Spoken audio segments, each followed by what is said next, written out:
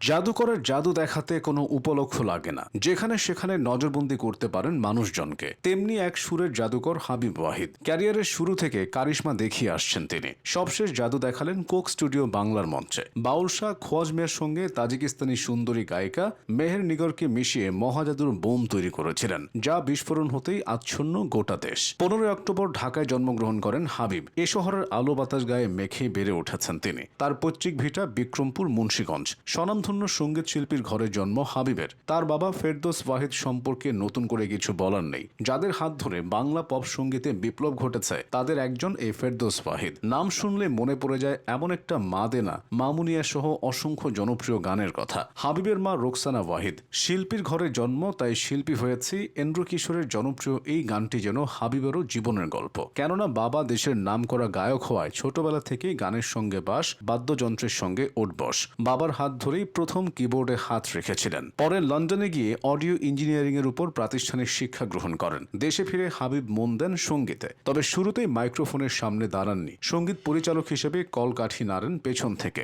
এই যাত্রায় হাবিব বেছে নেন ভাটির মহাজন বাউল আব্দুল করিমের গান। তবে মাটির গানের স্বাদে রেখেছিলেন ভিন্নতা।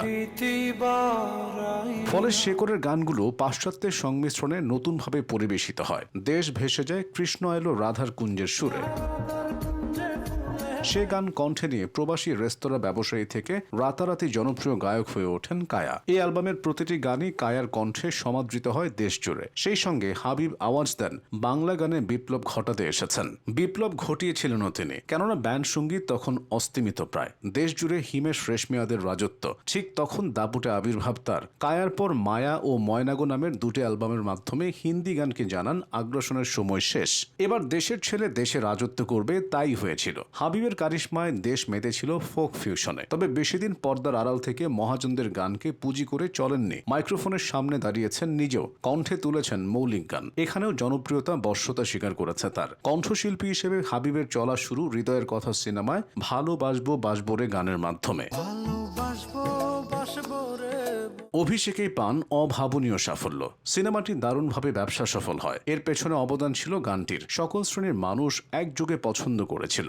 আজও কোথাও বেজে উঠলে পাওয়া যায় সেই স্বাদ, সেই গন্ধ। এরপর আর পেছনে তাকাতে হয়নি। হাবিবের সঙ্গীতে সে ছবির সব গানই পেয়েছিল শ্রোতাপ্রিয়তা। এরপর আকাশ ছোঁয়া ভালোবাসা, এই তো প্রেম সহ বেশ কয়েকটি সিনেমায় কাজ করেন হাবিব। সেখানেও দেখান নিজের মুন্সিয়ানা। সবগুলো গান পায় জনপ্রিয়তা। ভিনদেশি চলচ্চিত্র দাপট দেখিয়েছেন হাবিব। তার প্রমাণ হৃদয়ের কথা গানটি। এই গান টলিউড সুপারস্টার দেবের বিন্দাস ছবিতে ব্যবহার করা হয়েছে। বলিউডের জনপ্রিয় সঙ্গীত শিল্পী অরিজিৎ সিং এরও মন জয় করেছিল হাবিবের গান। 2016 সালে এক কনসার্টে হাবিবের দ্বিধা গানটি পরিবেশন করেন তিনি।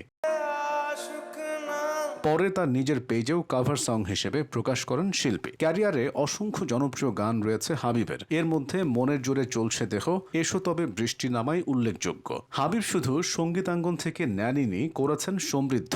তার হাত ধরে উঠে এসেছে একাধিক কণ্ঠশিল্পী, যারা পেয়েছেন তারকা খ্যাতি। এদের মধ্যে অন্যতম নাজমুন মুনিরা, ন্যান্সি। হাবিবের সুরে গান করেই প্রথম দেশ জুড়ে পরিচিতি পান। রাতারাতি হয়ে ওঠেন জনপ্রিয় কণ্ঠশিল্পী। এ তালিকায় রয়েছেন শিরিন জাওয়াদও। হাবিবের সঙ্গীতে তার পাঞ্জাবিওয়ালা গানটি শুনানি এমন মানুষ খুঁজে পাওয়া দুষ্কর।